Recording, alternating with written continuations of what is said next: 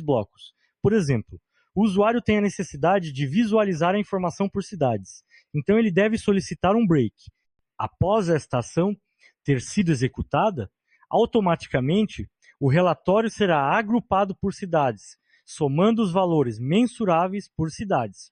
Consultas ad hoc são consultas com acesso casual único e tratamento dos dados segundo parâmetros nunca antes utilizados, geralmente executado de forma interativa e heurística.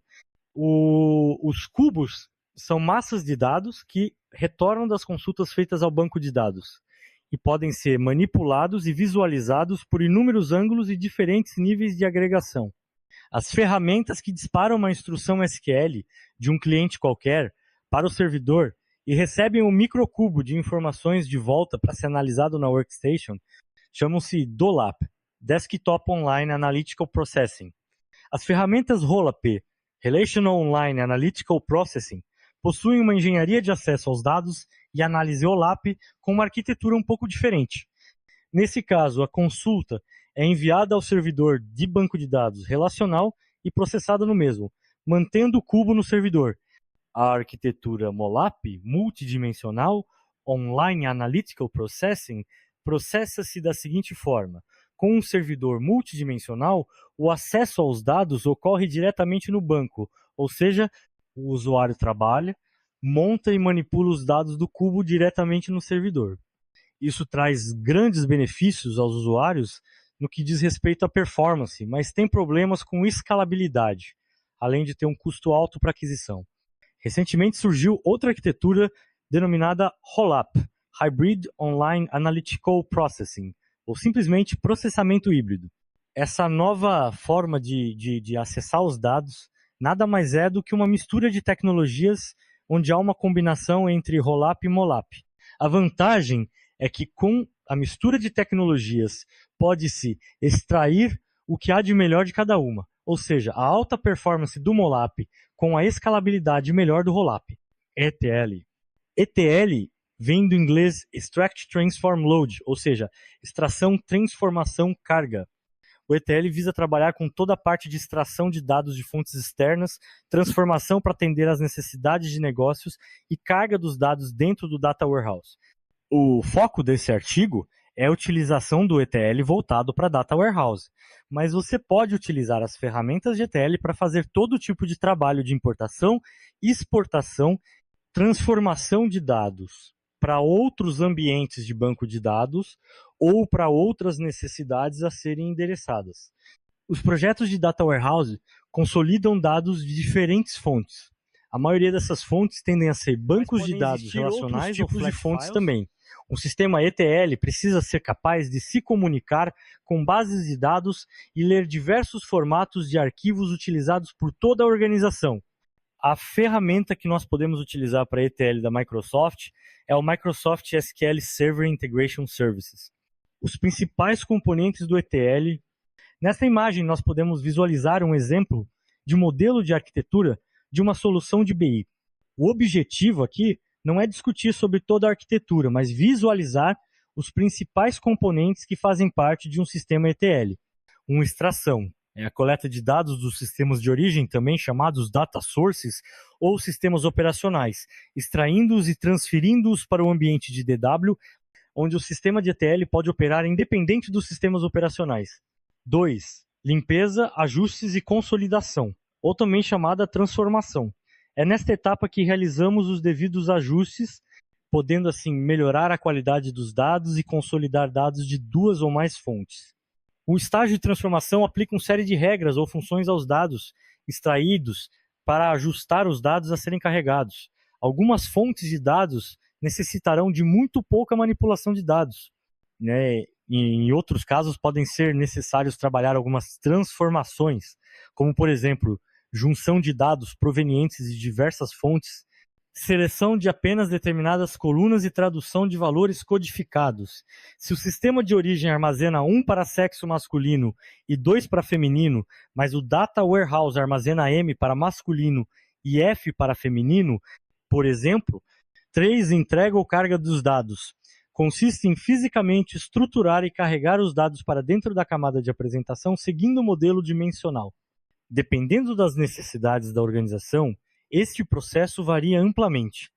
Alguns data warehouses podem substituir as informações existentes semanalmente, com dados cumulativos e atualizados, ao passo que outro DW, ou até mesmo outras partes do mesmo DW, podem adicionar dados a cada hora. A latência e o alcance de reposição ou acréscimo constituem opções de projeto estratégicas, que dependem do tempo disponível e das necessidades de negócios. 4. A parte de gerenciamento é composta por serviços para auxiliar no gerenciamento do Data Warehouse. Aqui nós temos tasks específicas para gerenciamento de jobs, planos de backup, verificação de itens de segurança e compliance. Além dos 4 componentes principais, também temos outros 2 itens a serem avaliados. Requisitos para o ETL. Antes de iniciar um projeto de ETL, é necessário que os seguintes itens estejam bem alinhados. Requisitos de negócio. Você tem bem claro e documentado quais são os requisitos de negócio? Viabilidade dos dados. Foi realizada uma análise de viabilidade dos dados? Latência dos dados. Qual é o tempo máximo permitido para a disponibilização dos dados através do sistema de BI? Políticas de compliance e segurança. Quais são as políticas de compliance e segurança adotadas pela empresa? ETL no ciclo de vida do Data Warehouse. O ciclo de vida do Data Warehouse é composto por uma série de etapas. Inicia-se pelo planejamento do programa ou projeto, passamos pelo levantamento e definição dos requisitos de negócios, e aí nos dividimos em 3 caminhos. Um seguindo a parte de arquitetura e design técnico, outro trabalhando a definição da modelagem dimensional, o desenho físico e a parte de ETL, e um terceiro caminho que trata do planejamento e desenvolvimento da aplicação de BI, o front-end propriamente dito.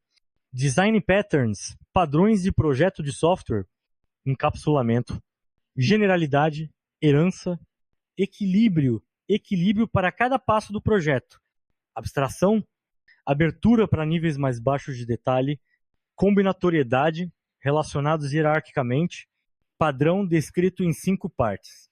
Nome, uma descrição da solução. Exemplo de diagramas. Contexto, situações, problema. Solução. Padrões GOF, Gang of Four, por causa dos criadores, são organizados em famílias de padrões de criação, estruturais e comportamentais. Os padrões de criação são relacionados à criação de objetos. Os estruturais tratam das associações entre classes e objetos, e os comportamentais das interações e divisões de responsabilidades entre as classes ou objetos, segundo o seu escopo de classe ou de objeto. Nos padrões com escopo de classe, o padrão é encontrado através de herança em tempo de compilação. Nos padrões com escopo de objeto, entre os objetos definidos em tempo de execução. Padrões GOF organizados nas suas famílias. Padrões de criação. Abstract Factory, criação de famílias de objetos através de uma única interface encapsulamento. Fábrica abstrata de produtos abstratos. A fábrica é abstrata porque você define a interface de fontes também. Um sistema ETL precisa ser capaz de se comunicar com bases de dados e ler diversos formatos de arquivos utilizados por toda a organização. A ferramenta que nós podemos utilizar para ETL da Microsoft é o Microsoft SQL Server Integration Services. Os principais componentes do ETL, nesta imagem, nós podemos visualizar um exemplo de modelo de arquitetura de uma solução de BI. O objetivo aqui não é discutir sobre toda a arquitetura, mas visualizar os principais componentes que fazem parte de um sistema ETL. Uma extração é a coleta de dados dos sistemas de origem, também chamados data sources ou sistemas operacionais, extraindo-os e transferindo-os para o ambiente de DW, onde o sistema de ETL pode operar independente dos sistemas operacionais. 2. Limpeza, ajustes e consolidação, ou também chamada transformação. É nesta etapa que realizamos os devidos ajustes, podendo assim melhorar a qualidade dos dados e consolidar dados de 2 ou mais fontes. O estágio de transformação aplica uma série de regras ou funções aos dados extraídos para ajustar os dados a serem carregados. Algumas fontes de dados necessitarão de muito pouca manipulação de dados. Em outros casos, podem ser necessários trabalhar algumas transformações, como, por exemplo, junção de dados provenientes de diversas fontes, seleção de apenas determinadas colunas e tradução de valores codificados.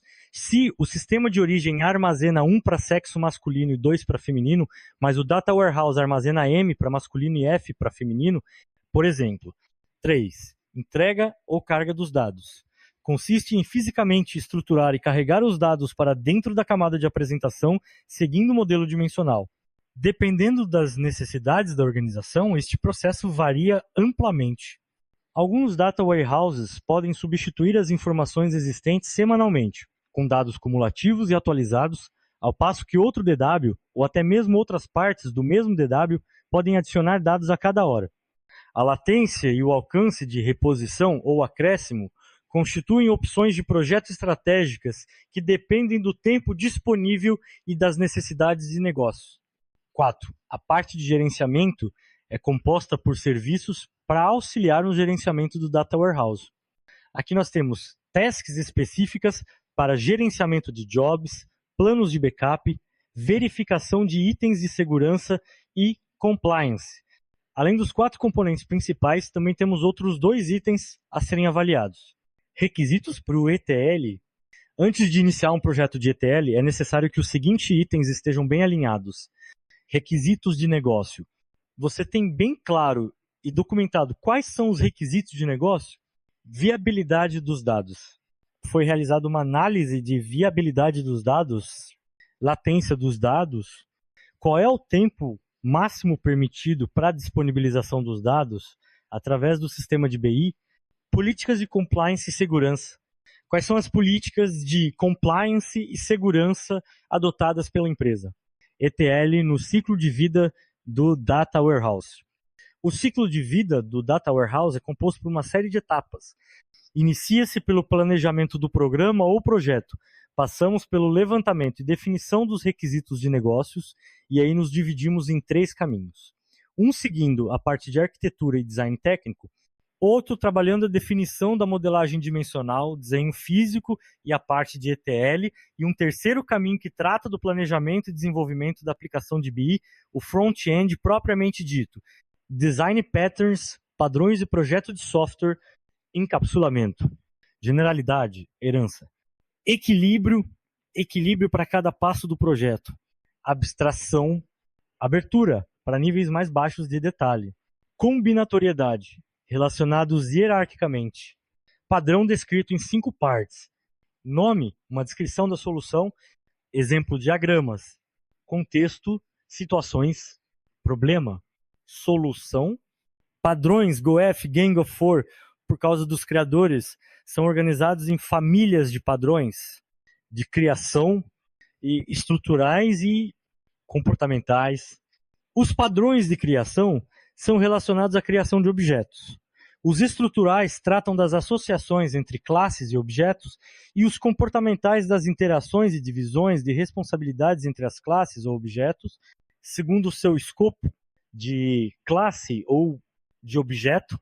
Nos padrões com escopo de classe, o padrão é encontrado através de herança e em tempo de compilação. Nos padrões com escopo de objeto, entre os objetos definidos em tempo de execução, padrões GoF organizados nas suas famílias, padrões de reação, Abstract Factory, criação de famílias de objetos através de uma única interface e encapsulamento, fábrica abstrata de produtos abstratos. A fábrica é abstrata porque você define a interface, não define como os objetos serão criados. Define a interface para criar uma família de produtos correlacionados. Na prática, não sabe nem quem é a fábrica, nem quem são os produtos. Trabalha exclusivamente em cima da interface. Builder, mesmo processo de construção. É um pouco mal falado. DOM, estrutura de árvore na leitura de documentos P. EIS-ML. Criar uma estrutura XML usando o DOM Builder é extremamente adequado. Se tiver um objeto extremamente complexo, com toda uma hierarquia de nós, e a construção desses nós não precisa ser da responsabilidade do cara que vai usar esse objeto construído. Por exemplo, um web service que precisa enviar um XML, a classe que vai enviar, não precisa saber como foi construído esse XML. O objeto que tem as entidades não precisa saber como o XML foi construído iglus, você encapsula a construção do XML num builder. Factory, interface, sem especificar suas classes concretas. Permite adiar a instanciação para subclasses. Tem, né, a implementação de alguma coisa. Só que essa implementação depende de uma operação específica que a gente não tem conhecimento no momento da construção da classe de qual vai ser essa operação.